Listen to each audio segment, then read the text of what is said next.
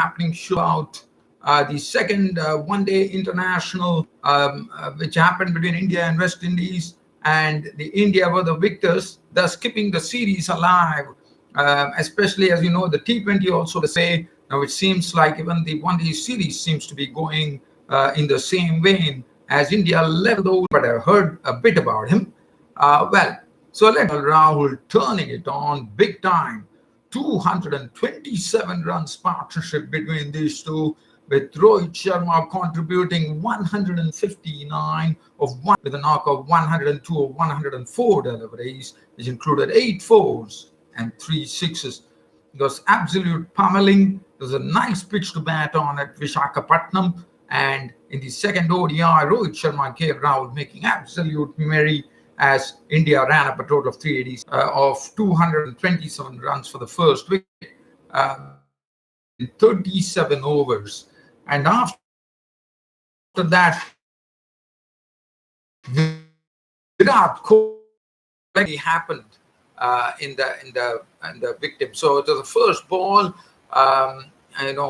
Everything was going good for India, and immense advantage, and I'm sure definitely would have known. This was a Pollard bowling the first delivery. Virat Kohli had just come to the crease facing his first delivery, the golden delivery as we call it, and the first delivery itself is a slower delivery. It was a short ball, and it resulted in a top edge from Virat Kohli and a simple catch, which came down to short mid-wicket, and absolutely West Indian captain, one can never.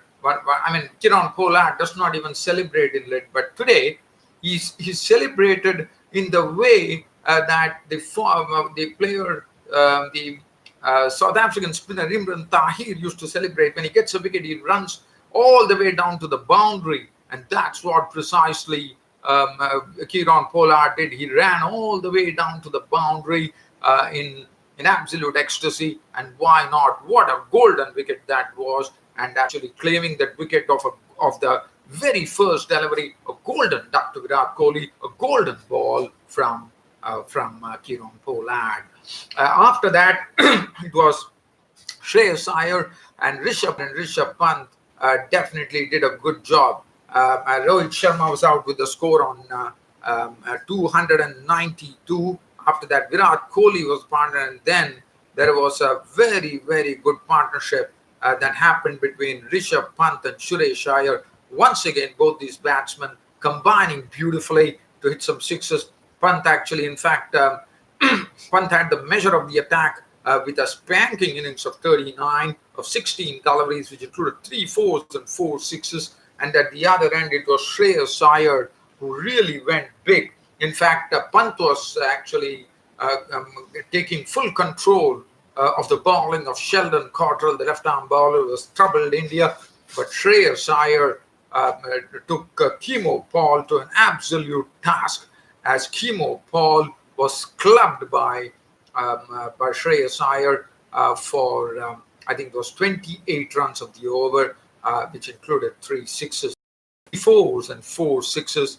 And then finally, Jadhav showing, Jadhav, we know what a reliable player he is. He also made a very meaningful contribution, as he made 16 not out of 10 deliveries.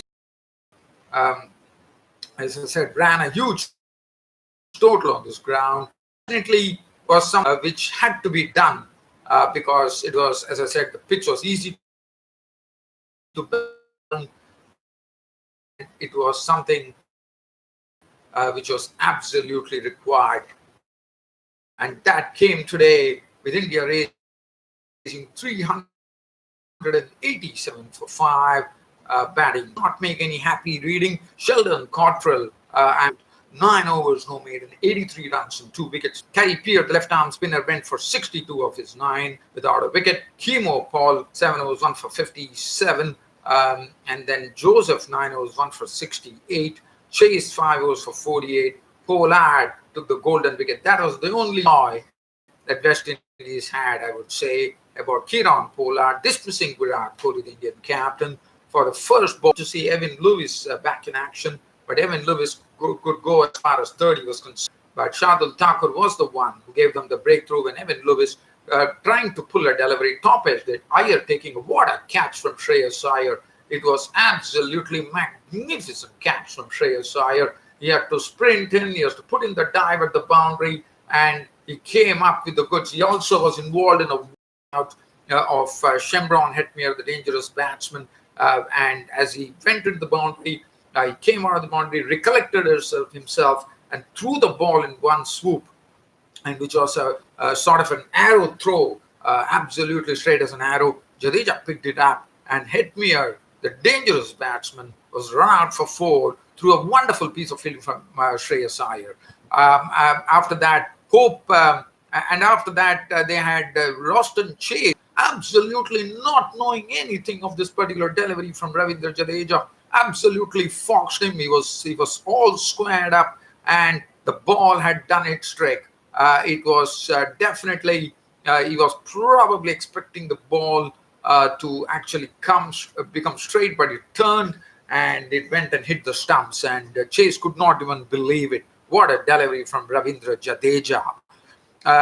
Nicholas Pooran and Shai Hope, as you know, is someone who can hold the innings, and he was the one who was trying to do a bit of that, but also making sure with a very big target in front of him, there was no point in just fiddling at the crease. It was a point of getting the runs, keep the scoreboard ticking, and that's what precisely Shai Hope was doing. He got great company from another dangerous player, Nicholas Pooran, the young and talented Nicholas Pooran, who smashed 75 of 47 deliveries, which included 6 fours and 6 sixes. This bloke absolutely tore into the Indian attack, and till such time he was dismissed, everyone had to keep their fingers crossed because he was the most dangerous player.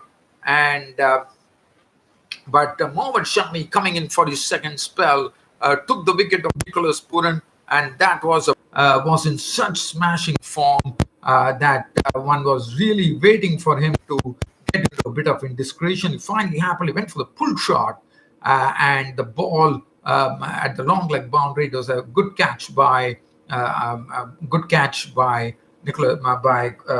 Yadav, and what a player Nicholas Pooran is turning out to be. Kieron Pollard, like his partner Virat Kohli, was out for a duck. Mohammad Shami was the bowler. In fact, Mohammad Shami had taken 2 in 2 to put the West Indian chase in a bit of jeopardy, as the score had 192 for 5 in the 30th over, when Kieron Pollard was out. Next delivery, and the Vizag was absolutely joyous because it was even though Kohli could not do it, but let's see the celebration here. Shami brought them. What a beautiful over that was from Shami. The perfect ball pitched outside off, swinging away from Pollard, and Pollard was playing away from his body the very first delivery, and the keeper Rishabh Pant had snapped up the catch, and so both the captains gone for golden ducks. Kieron Pollard gone for naught, and a victim Mohammad Shami. And after that, once these were Pooran and Pollard were gone, Shai Hope